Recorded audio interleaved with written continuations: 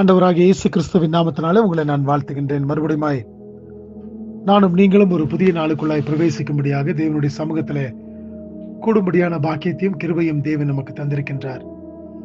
அவர் தானே ஒவ்வொரு நாளையும் நமக்கு இப்படியாக கூட்டி தந்து அந்த நாளுக்குள்ளாய் நாம் பிரவேசித்து அந்த நாளை நாம் கடந்து வரும் பொழுது தேவன் எத்தனை நல்லவராக இருக்கிறார் என்று சொல்லி நானும் நீங்களும் சிந்தித்து பார்க்கும்படியாய் அவர் நமக்கு எவ்வளவு போதுமானவ தேவனாக இருக்கின்றார், நம்ம எப்படியாக நடத்துகிறார் என்பதை நாம் சிந்திக்கும்படியாக நமக்கு உதவி செய்கின்றார். இந்த நாளிலும் கூட ரோமர் 15வது அதிகாரம் 13வது வசனத்தை நான் வாசிக்கின்றேன். Romans chapter 15 verse 13. பரிசுத்த ஆவியின் பலத்தினாலே உங்களுக்கு நம்பிக்கை பெருகும்படிக்கு நம்பிக்கையின் தேவன் விசுவாசத்தினால் உண்டாகும் எல்லாவித சந்தோஷத்தினாலும் சமாதானத்தினாலும் உங்களை நிரப்புவாராக. இந்த வசனத்துல நான் பார்க்கும் பொழுது பரிசுத்த ஆவியின் பலத்தினாலே உங்களுக்கு நம்பிக்கை பெருகும்படிக்கு, அவர் இந்த பூலோகத்திலிருந்து போகும் பொழுது பரிசுத்த ஆவியானவரை உங்களுக்காக தேற்றரவாளனாக நான் விட்டு செல்கிறேன் என்று சொல்லி சொன்னார்.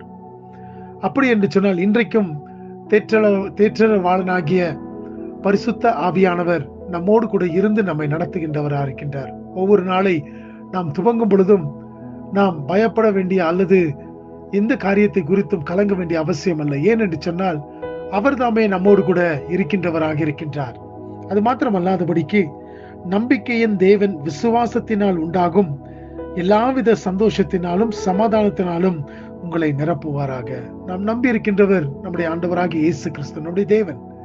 அவர் தாமே நம்மை ஒவ்வொரு நாளும் அவரை நம்பி விசுவாசிக்கும் பொழுது அவர் நமக்கு வேண்டிய எல்லா விதமான சந்தோஷத்தினாலும் சமாதானத்தினாலும் நம்மை நிரப்பக்கூடியவராயிருக்கின்றார். எனக்கு சந்தோஷம் இல்லையே, சமாதானம் இல்லையே, இந்த நாளுக்குள்ளாய் நான் கடந்து வந்திருக்கும் பொழுது எத்தனையோ காரியங்களை நான் மேற்கொண்டு வர வேண்டுமே என்று சொல்லி கலங்கி இருக்கின்றாயா?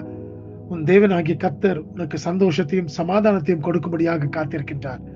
அவர்தானே உன்னுடைய வழிகள் எல்லாவற்றிலும் உன்னை நடத்தும்படியாய் உங்களை நினைவு கூறுகின்றவராய் உங்களுக்கு வேண்டிய சகல கிருபைகளையும் ஒத்தாசைகளையும் கொடுக்கின்ற தேவனாக இருக்கின்றார். ஆகினால் தானே இந்த இடத்துல பார்க்கும் பொழுது ரோமருக்கு எழுதுகின்ற இந்த புஸ்தகத்துல பவுல் அப்போஸ்தலன் சொல்லுகின்றார், எல்லா விதமான சந்தோஷத்தினாலும் சமாதானத்தினாலும் இந்த தேவனாகிய கர்த்தர் தாமே உங்களை நடத்துவாராக என்று சொல்லி ஒவ்வொரு நாளை கடந்து வரும் பொழுதும் நிச்சயமாய் நமக்கு வேண்டிய காரியங்கள் சந்தோஷமும் சமாதானமும்.